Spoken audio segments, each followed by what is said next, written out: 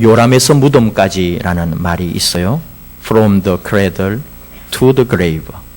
중고등학교 시절에 영어 공부할 때 꼭 나오는 내용이기도 했습니다. 2차 세계대전 후에 영국의 노동당이 사회보장제도의 완벽한 실시를 주장하여 내세운 슬로건이 바로 요람에서 무덤까지죠. 비브리지 보고서에서 나온 말인데, 요람에서 무덤까지, 이것을 스웨덴에서는 무덤 대신에 천국이란 말로 바꿨습니다. 그래서 요람에서 천국까지, 이게 우리 교회 다니는 사람들에게는 더 당기는 말이기도 하죠. 한 사람이 태어나서 죽을 때까지 최저 생활을 국가가 사회보장 제도를 통하여 완벽하게 보장해 주겠다 하는 거죠.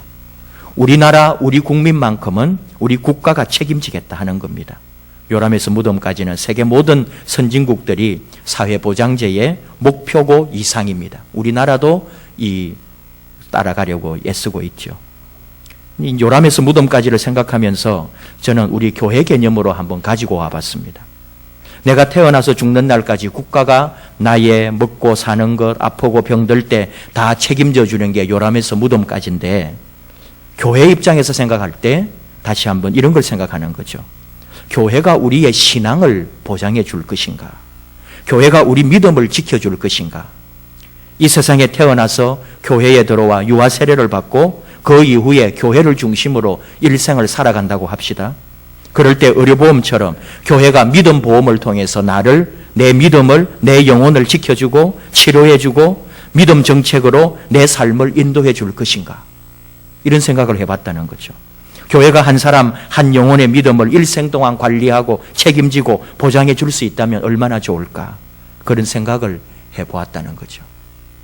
그런데 믿음에 있어서 지금 우리 시대는 일생 동안 또는 태어나서 죽을 때까지 뭐라고 말하든지 간에 교회가 그 사람의 믿음을 어떻게 해주겠다, 이런 것은 생각할 겨를도 없다는 게 우리 교회의 현실입니다. 지금 당장 우리 교회, 우리 아이들, 요람에 누워있는, 아직까지 아무것도 모르는 보자기에 쌓여있는 우리 아기의 그 믿음도 교회가 보장해 줄 수 없어요. 초등학생, 중고등학생들의 믿음은 아예 믿음자조차도 우리가 교회가 책임지거나 또는 그 믿음에 대하여 말할 수 있는 게 아무것도 없는 시대. 이것이 오늘 우리 시대라는 거죠. 지금 저는 우리 교회의 부족함, 무능함을 말하는 거죠. 부모의 또 책임에 대해서 깊게 생각해 보자는 얘기입니다. 우리 자녀들에게 교회는 손들었습니다. 또 부모 역시 자녀에게 더 이상 신앙을 전수해 주거나 믿음을 또는 그 삶의 가치에 있어서 하나님 사랑 또는 교회 생활에 대하여 이것을 좋은 가치로 받아들이도록 교훈해 주지 않습니다. 그러다 보니 부모나 자식이나 이제 신앙의 수준이 같아져 버렸어요. 예수님 말씀하십니다. 마태복음 18장을 통해서 말씀하시는 것, 그때의 제자들이 예수께 나와 이르되 천국에서는 누가 크니이까? 예수께서 한 어린 아이를 불러 그들 가운데 세우시고 이르시되 진실로 너희에게 이르노니 너희가 돌이켜 어린 아이들과 같이 되지 아니하면 결단코 천국에 들어가지 못하리라. 그러므로 누구든지 이 어린 아이와 같이 자기를 낮추는 사람이 천국에서 큰 자니라. 또 누구든지 내 이름으로 이런 어린 아이 하나를 영접하면 곧 나를 영접함이라 그러셨는데요, 죄송하지만 요즘 어린이들에게서 이런 좋은 말씀이 먹혀들 만한 것도 없고, 이런 어린이들에게서 주님이 말씀하시는 이런 어린 아이들의 순진무구함을 찾아볼 수가 없다는 거죠. 어린이를 잘 대접하고 어린이를 높여주고 싶은데도 그렇게 어른으로부터 사랑받고 높임받을 만한 어린이를 찾아보기가 힘들어졌다는 말입니다.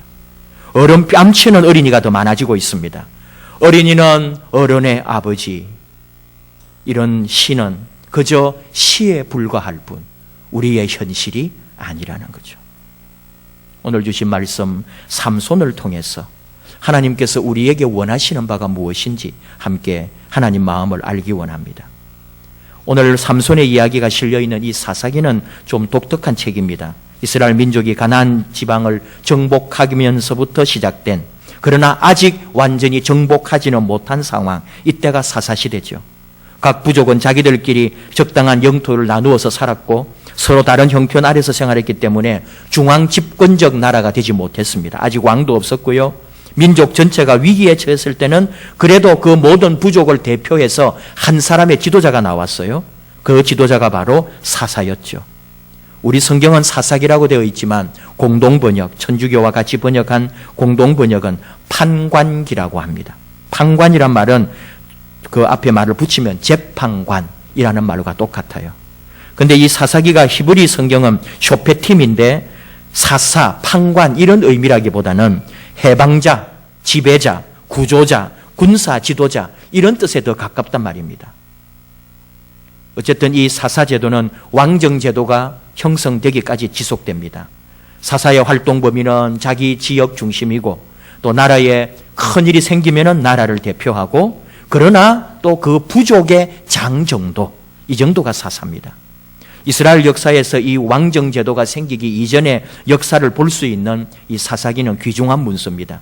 정복의 역사, 또 그 당시의 사회적인 여건, 부족 간의 관계성 이런 것들을 연구하는 데 있어서 귀중한 자료가 사사기 있습니다. 근데 이 사사시대 여호수아 때부터 시작되는 거죠. 여호수아 때부터 이스라엘이 가나안에 정복해 들어가서 그때부터 첫째 왕 사울 왕이 탄생하길 때까지 그 기간이 사사시대인데 15명의 사사가 나옵니다.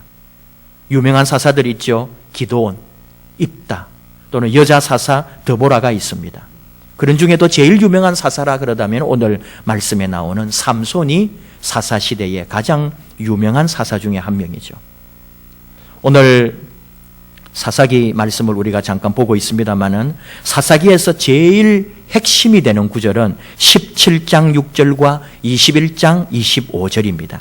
그때에 이스라엘에 왕이 없으므로 사람이 각기 자기의 소견에 옳은 대로 행하였더라. 똑같은 구절입니다. 사사기 시대 상황을 가장 잘 설명해 주고 이 시대 가장 그 형편을 표시하는 말씀이 바로 이 말씀이에요. 이런 시대에 등장한 인물 삼손, 사람들이 자기 소견대로 행하는 그때 한 사람을 통해서 하나님이 어떻게 역사를 이루어 가시는지 우리가 함께 살피고 나누려고 하는 겁니다. 오늘 말씀 1절 보시면 이스라엘이 또다시 여호와 하나님 앞에서 악을 행했다고 그래요. 그래서 40년 동안 이스라엘의 영원한 적국인 블레셋으로부터 고통받는 시간을 보냅니다. 이때 하나님께서 바로 삼손이라는 한 인물을 탄생하게 하고 그를 통해서 역사를 주관하시는 거죠. 2절 소라 땅에 단 지파 마노아라는 사람의 집에 삼손이 태어났다 하는 거예요. 마노아 부부가 결혼을 했는데 오랫동안 자식을 낳지 못했습니다. 그러다가 뒤늦게 아들이 태어난 거죠. 그 아들이 삼손이에요. 이 아이가 태어나는 과정 중에 오늘 말씀에도 나오지만은 천사가 등장해서 아들이 태어날 것을 일러줍니다. 이런 내용들은 우리가 이미 성경을 통해서 알고 있는 내용들이죠. 그런데 오늘 말씀에서 우리가 주목하는 것은 5절 말씀입니다. 보라, 네가 임신하여 아들을 낳으리니 그의 머리 위에 삭도를 대지 말라. 이 아이는 태에서 나옴으로부터 하나님께 바쳐진 나실인이 된다. 그가 블레셋 사람의 손에서 이스라엘을 구원할 거다 하는 말씀인데 아들을 주시기는 주시는데 그냥 주시는 게 아니라 삭도를 대지 말고 머리를 깎지 말라는 거죠. 칼로. 옛날에는 가위가 아직 발명되기 전이니까 전부 칼로 머리를 손질했단 말이죠. 수염도 그러고. 그럴 때에 절대로 머리를 깎지 말고 수염도 깎지 말고 그렇게 아들을 키우라는 거예요. 나실인이 되라는 건데 나실인이 뭐냐? 나실인은 민수기 6장을 통해 이스라엘 백성들에게 하나님이 주신 말씀이에요. 최소한 30일 정도 일시적으로 나실인으로 살 수가 있어요. 또는 영원히 죽을 때까지 나실인으로 살아가는 사람도 있습니다. 그런 경우가 바로 부모가 자식을 나실인으로 바치는 경우예요. 바로 지금 삼손의 경우가 일생 동안 나실인으로 살아가야 될 운명에 처한 거죠. 물론 부모가 정한 건 아니에요. 천사가 와서 네가 아들을 낳을 텐데 너의 그 아들은 나서 죽을 때까지, 태에서부터 죽는 때까지 나실인이 될 거라고 했기 때문에 어쩔 수 없이 그 운명을 타고 삼손이 태어나는 거죠.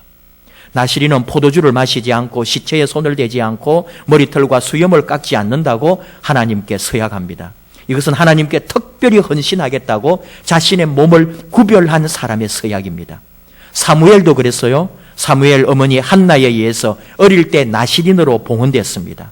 사무엘 역시 어머니가 늦게 아들을 낳았잖아요. 늦게 낳으면서 어머니가 간절히 기도하면서 이 아들을 낳고 보니 아들을 그냥 하나님에게 바쳐버린 거죠. 그래서 어떻게 보면 사무엘 입장에서 볼 때는 억울할지도 몰라요.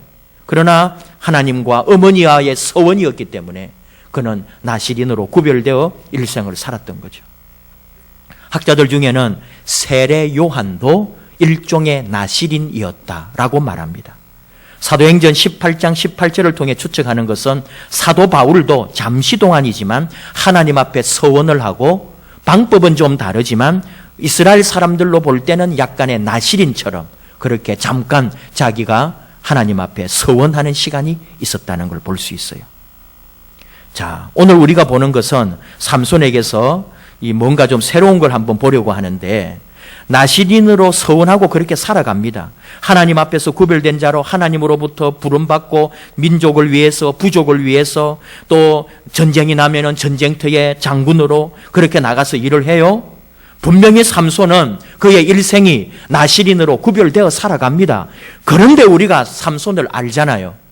우리가 성경 뒤를 삼손에 대해서 다 읽지는 않았지만 우리는 삼손에 대하여 알고 있습니다.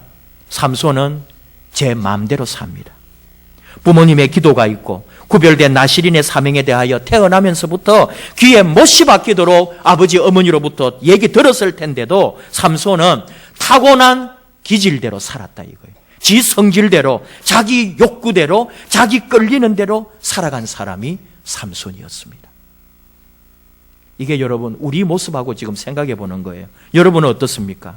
자식 잘 되기를 원하고 매일 기도하고 걱정하고 자식에게 이 말 저 말로 살살 꿰기도 하고 어르기도 하고 꾸중도 하고 혼낼 때도 있고 하여간 별짓을 다 해서 자식을 좀 제대로 한번 키워보려고 하지만 결국은 자식은 지 타고난 성질대로 살더라는 거예요. 그래서 어떤 때는 포기도 합니다. 그걸 포기하고 있다가도 또 마음을 추스르고 이 자식 좀 붙잡아 봐야 되겠다 싶어서 또 어르고 또 잘해주다가 또 어떤 때는 실망해서 자식과 다투기도 하고 소리를 지르기도 하는 이 끊임없이 부모와 갈등하는 사이, 이게 오늘 우리 현실이고 부모 자식의 관계라는 거죠. 삼손을 볼 때 그렇게 어머니 아버지로부터 어릴 때부터 하나님으로부터 구별된 자식이라고, 너는 하나님이 준 아들이라고 그렇게 교육받고 훈련받고 말씀 듣고 자라났지만 그건 하나님 얘기고 그건 아버지 어머니 얘기고 나는 그렇게 못 산다 이거예요. 자기 끌리는 대로 사는 거예요. 좀 심하게 말하면 거의 망나니 수준으로 부모를 무시해버리고 삽니다. 물론 이것도 하나님의 뜻이고 결국은 하나님이 블레셋으로부터 민족을 구하려고 하는 하나님의 뜻이라고 한다면 우리는 할 말이 없어요. 그러나 솔직히 말하면 해도 너무한다 싶을 만큼 삼손의 인생은 실패자의 인생입니다. 결국은 마지막 들릴라 유혹에 넘어가서 비참하게 생을 마감하고 그리고 실패자의 낙인이 찍혀서 고통 가운데 죽어갔다라고 평가하는 사람이 있습니다. 그런데 우리는 또 하나 더 생각하는 거죠. 정말 삼손은 실패했습니까? 그렇지 않다는 거예요. 삼손이 비록 순간순간 살아가면서 수많은 인간적 허물을 드러내지만 하나님께서는 히브리서 11장 32절을 통해 말씀합니다. 내가 무슨 말을 더하리요? 기드온, 바락, 삼손, 입다, 다윗 및 사무엘과 선지자들의 일을 말하려면 내게 시간이 부족하리로다. 히브리서 11장 또는 그 앞에서부터 계속 아브라함으로부터 이삭, 야곱 믿음의 조상들에 대하여 말해오다가 드디어 이 사사들 그리고 삼손까지도 아브라함, 이삭, 야곱 믿음의 대열 속에 포함시켜주고 있다 이거예요. 이게 하나님의 평가입니다. 삼손은 실패자가 아니라 믿음의 성공자고 믿음의 승리자로 하나님은 우리에게 말씀하고 있다는 거예요. 이것이 우리의 소망입니다. 기도의 자식은 반드시 돌아온다.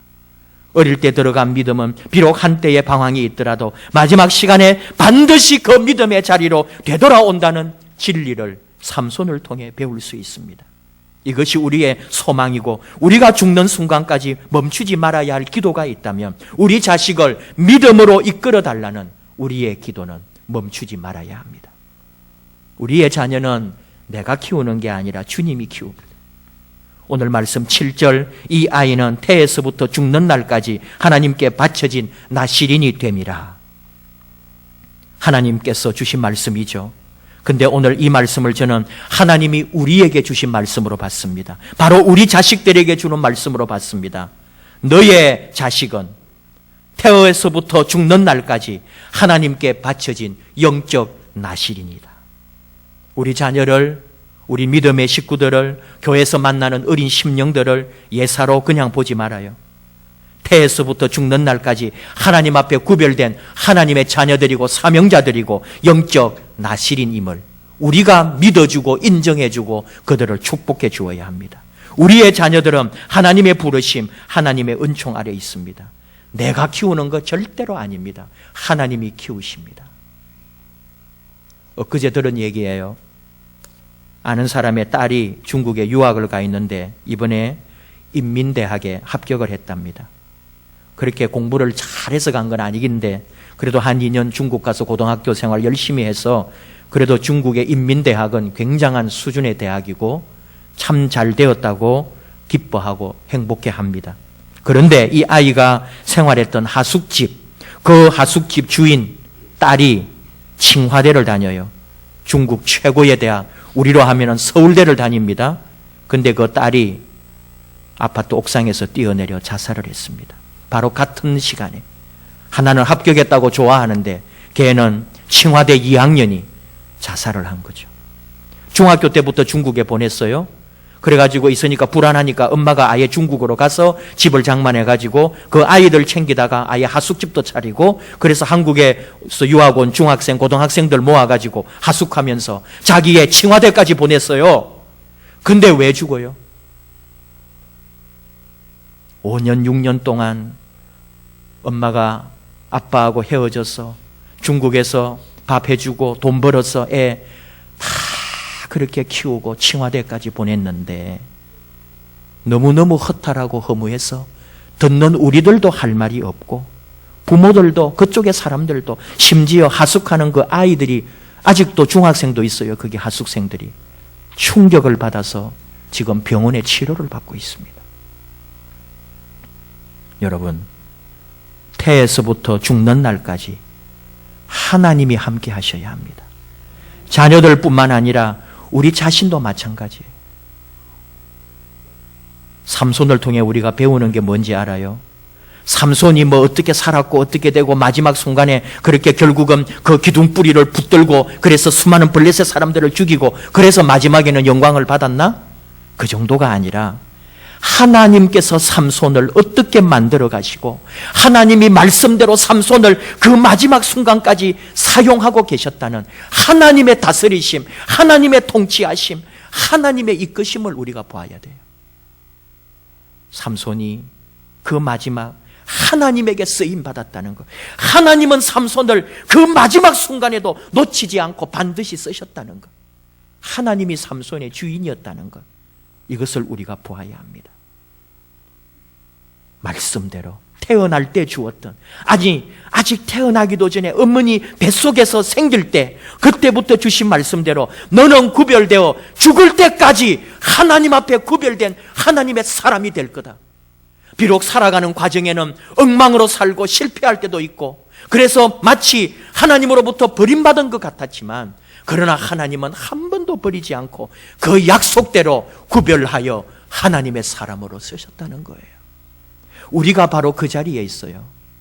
지금도 우리가 어느 자리에 있든지 비록 실수하고 넘어지고 하나님 원하시지 않는 길을 걸어가고 있다 할지라도 그것이 우리 자식이든지 내 자신이든지 그러나 하나님은 하나님 약속의 말씀대로 그의 뜻대로 반드시 우리를 만드시고 하나님의 사람으로 우리를 쓰고 말 것이다. 이것을 우리가 믿고 보아야 합니다. 그런 의미에서 오늘 유아 세례식을 거행하게 된 것이 의미가 있습니다. 한 번도 유아 세례에 대하여 자세하게 여러분들에게 말씀드린 적이 없어서 유아 세례를 앞두고 오늘 함께 잠깐 유아 세례에 대해서도 나누려고 합니다. 우리가 행하는 교회에서 행하는 모든 예식, 그것이 성찬식이든 세례식이든 이 모든 것은 신약 성경 또는 예수님의 가르침 하에 우리가 시행하는 거예요. 특별히 유아 세례를 좀 성경적으로 찾아보려고 하면은 그 성경의 근거는 좀 희박합니다.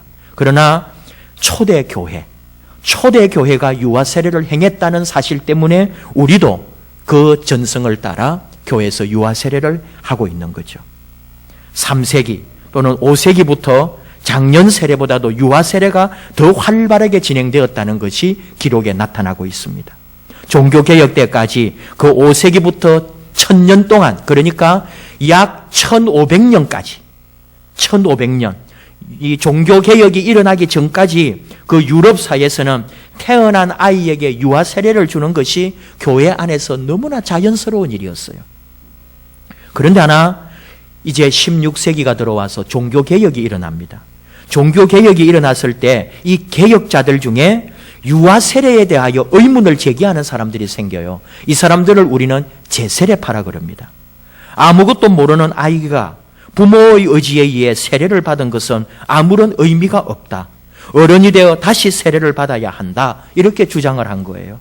제세례파는 모든 신앙이라는 것은 개인적이고 인격적이고 경험적이기 때문에 반드시 중생을 경험한 사람에게 물세례가 주어져야 한다.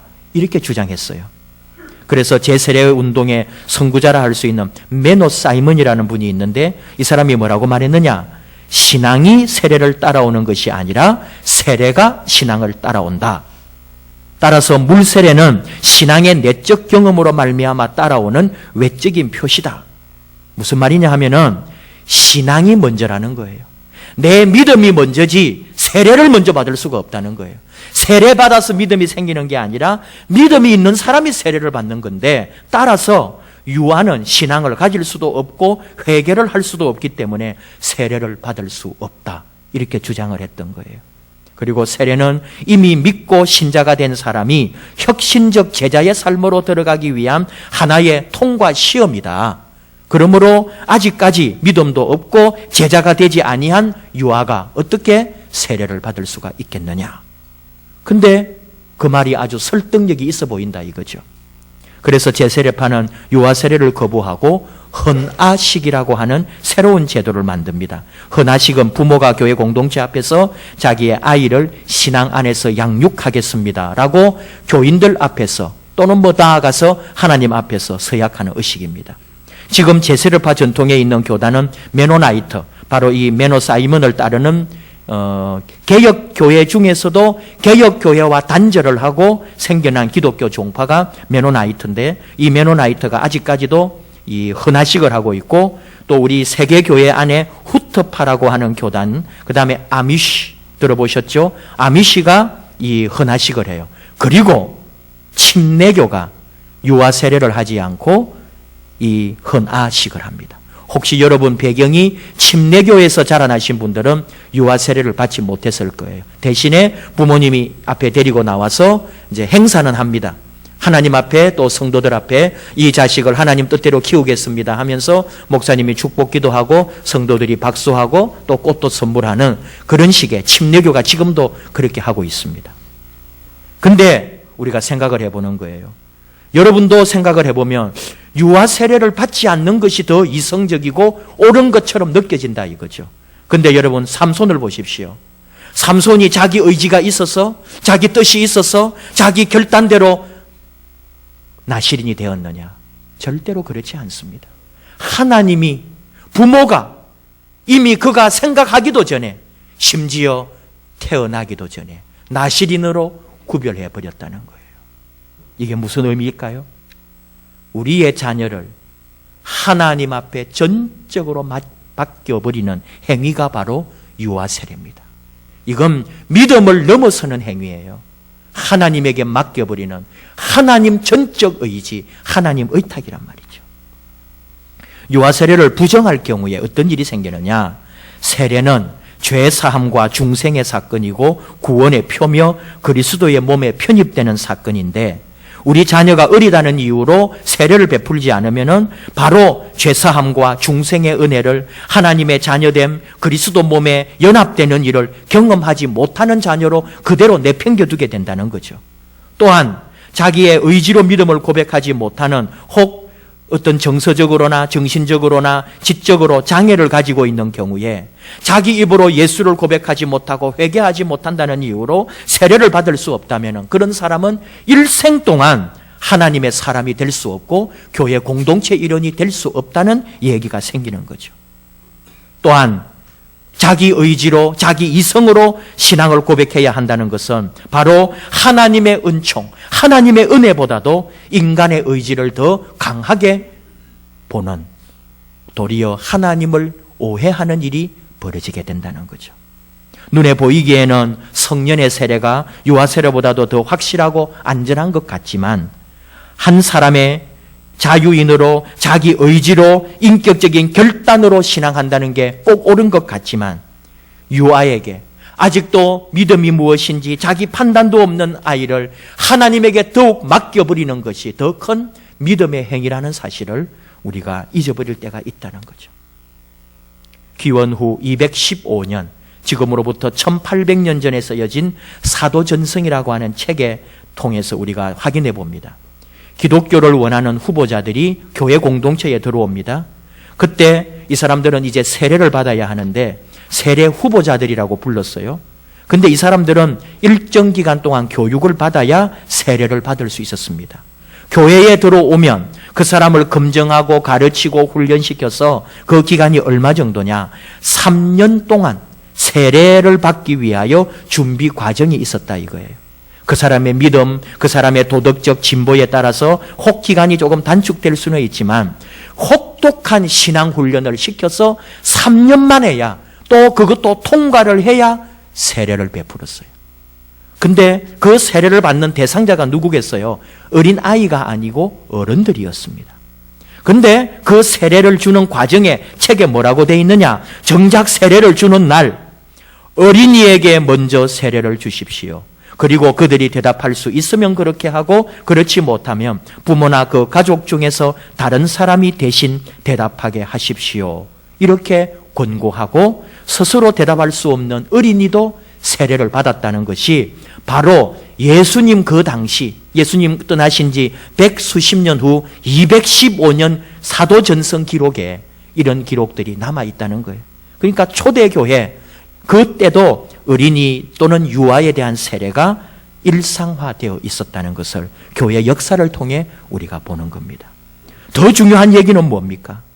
유아 세례는 한 사람의 인생을 인간의 의지와 결단이 아니라 오직 하나님의 은혜에 의탁하고 그리스도가 이 아이의 주인이라고 하는 주의 주권을 인정하는 겸허하고 실천적인 믿음의 증거라는 거예요. 이 아이는 내 아이가 아닙니다. 하나님의 아이입니다. 태에서 죽는 날까지 하나님의 손 안에 있습니다. 이 믿음의 고백이 유아 세례입니다. 오늘 우리 2명의 어린이가 유아 세례를 받을 때 우리가 다시 한번 하나님, 우리 자녀를 비롯하여 내 자신도 죽는 날까지 하나님의 손 안에, 하나님의 이끄심 안에 있습니다. 나를 결단하는 겸허히 믿음 앞에서는 그리하여 하나님의 자녀된 복을 누리는 그런 저와 여러분 되기를 축복합니다.